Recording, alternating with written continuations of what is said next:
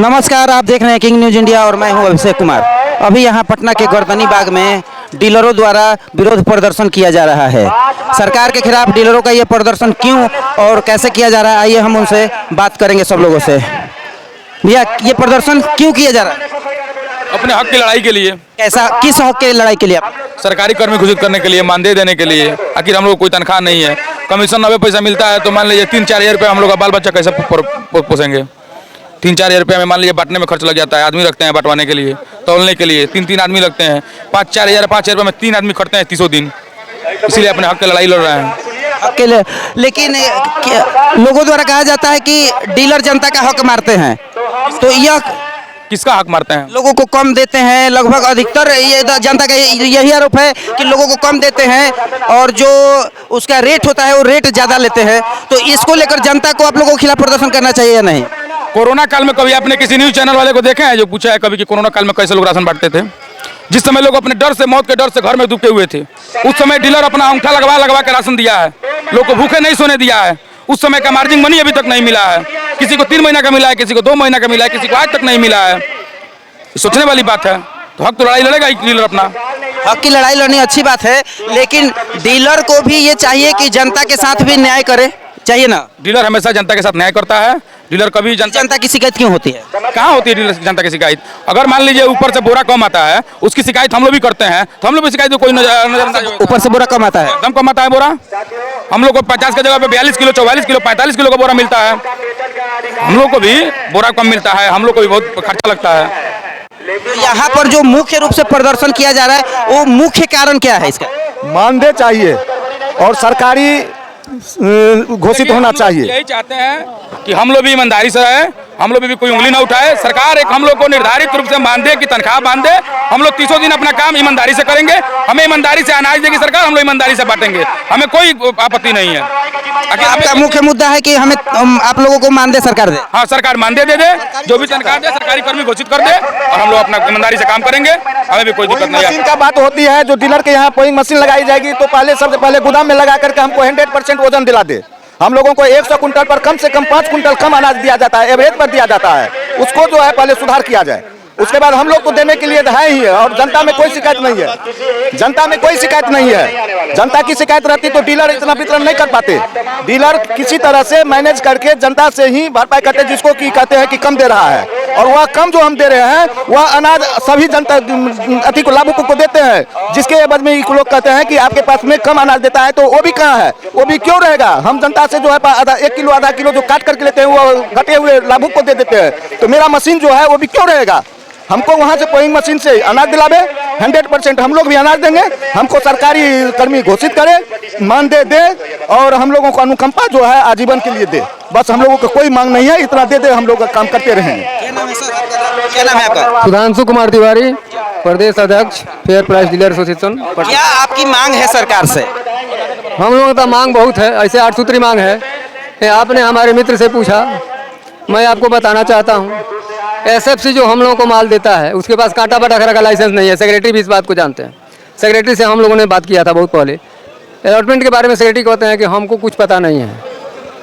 DM कहते हैं कि हमको कुछ पता नहीं है। एक आदमी सिंगल ऐसा है जो अलॉटमेंट को बिना जाने पहचाने किसी को 100 क्विंटल, किसी को 200 क्विंटल, किसी को कुछ दे देता है और उसके बाद से उसको मिला है 30 क्विंटल, 50 क्विंटल, 40 क्विंटल।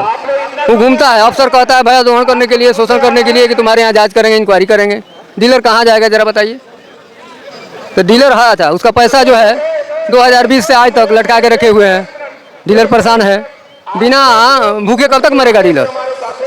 तो हम लोगों को पैसा चाहिए। नहीं पैसा देना है सरकारी सेवा घोषित कर दो, 30,000 रुपया दे दो। तो आप लोग इसको लेकर क्यों नहीं ऐसा हड़ताल करते हैं कि जब तक हमें ये काम नहीं किया जाएगा हम लोग वितरण नहीं करेंगे?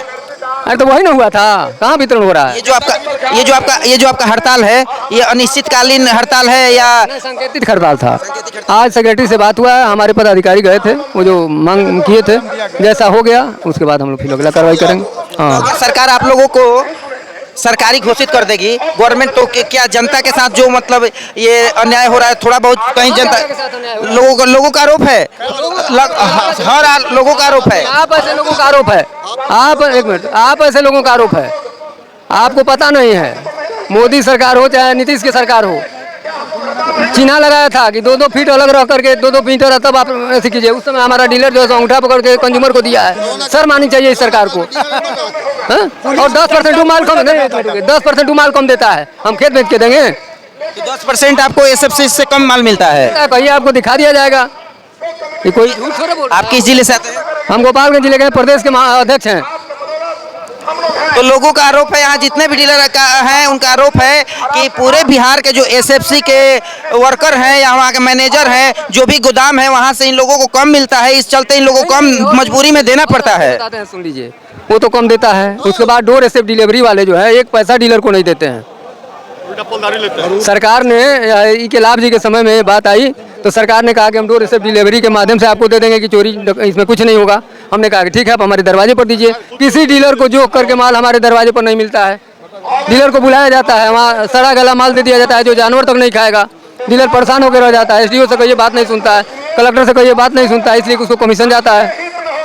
जब डीलर के पास ई पॉस मशीन लग गया है तो मान लीजिए हम लोग तो अंगूठा से देते हैं, बिना अंगूठा के तो निशान से राशन उठता नहीं है। तो एक तो बेईमानी अब तो कहने लायक नहीं है कि डीलर कहीं चोर है, तो ईमानदारी है। तो हमारे पास उसका टोटल डाटा आप बिहार में कोई भी कहीं बैठ के देख सकता है, कितना डीलर के पास अनाज है, कितना बांटा है, किसको दिया है, सब कुछ दिख सकता है। हमारे यहाँ जांच पदाधिकारी आते हैं तो पहले कापी मांगते हैं। जब हम उसका प्रिंट आउट निकाल कर रखते हैं तो उसको मानना चाहिए ना। जब आप ई पॉस मशीन के हिसाब से हमारा भंडार देखते हैं, ई पॉस मशीन के हिसाब से हमारा वितरण देखते हैं, तो आप उसी को भंडार माने। क्यों कापी खोलने के लिए बार बार कहा जाता है? जब भी जनवरी आता है कापी खोलने के लिए पैसा मांगा जाता है, कापी खोला जाता है, क्यों मांगा जाता है? ऊपर इसका आपका कहने का मतलब कि ऊपर से जो नीचे तक पदाधिकारी हैं भ्रष्ट है, करप्ट है, सारे भ्रष्ट हैं। तो इसकी सूचना आप लोगों ने सरकार तक नहीं पहुंचाई? सरकार खुद भ्रष्ट है तो सरकार के पास क्या पहुंचाइएगा? चोर चोर का बात सुनेगा? सरकार पूरी तरह से भ्रष्ट है, गूंगी है और बहरी है। आप यहाँ के लोगों को सुन सकते हैं, यहाँ के डीलरों को सुन सकते हैं।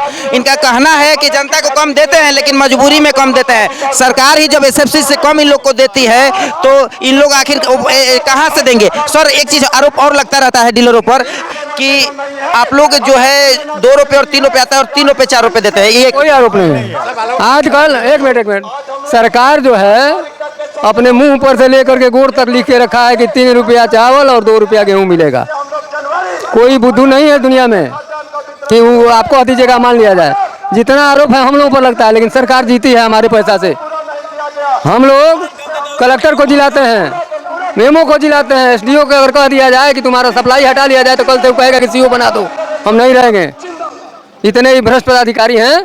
डीलर है कि सबको जो है सो जिलाता है खुद सरकार। मेरा नाम मंटू यादव है, हम गया से हैं।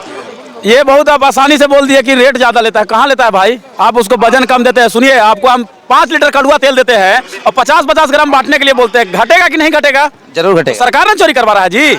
आप सोचिए, हमको ये 50 किलो तो देता है, 50 किलो रहता नहीं, 50 किलो देने के लिए बोल रहे हैं। कहाँ से देंगे हम?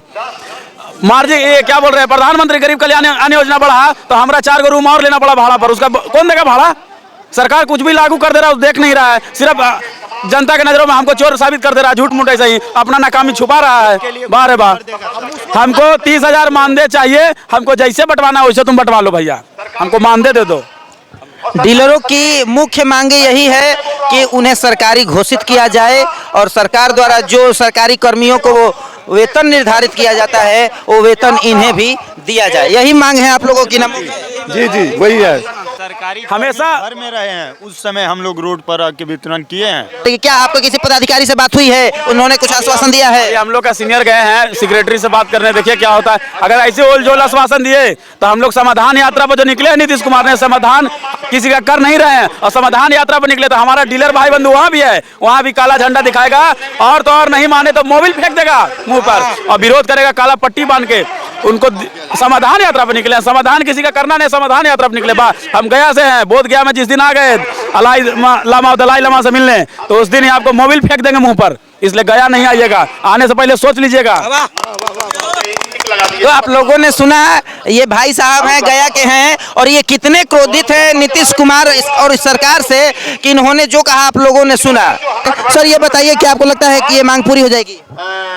तो हम लोग तो धरना पर बैठे हुए हैं और जब तक हम लोग का मांग पूरा नहीं होगा तब तक हम लोग जो इस बार हटने वाले नहीं हैं। क्या ये अनिश्चितकालीन धरना बना देंगे इसको? अभी तो 1 तारीख से 10 तारीख तक है। अब जो संघ का जो निर्णय होगा उस मुताबिक करेंगे। बिहार सरकार तो भ्रष्ट है, उसके पूरे अधिकारी भी भ्रष्ट हैं और इन्हीं का भ्रष्टाचार के कारण सभी डीलरों को चोरी करना पड़ता है और जनता की नज़र में डीलर तो चोर बन जाते हैं, लेकिन उन पदाधिकारियों से कोई नहीं पूछता है, सरकार से कोई नहीं पूछता है कि आखिर क्यों चोरी करा रहे हैं। मिलेंगे हम लोग अगले वीडियो में, तब तक के लिए जय हिंद।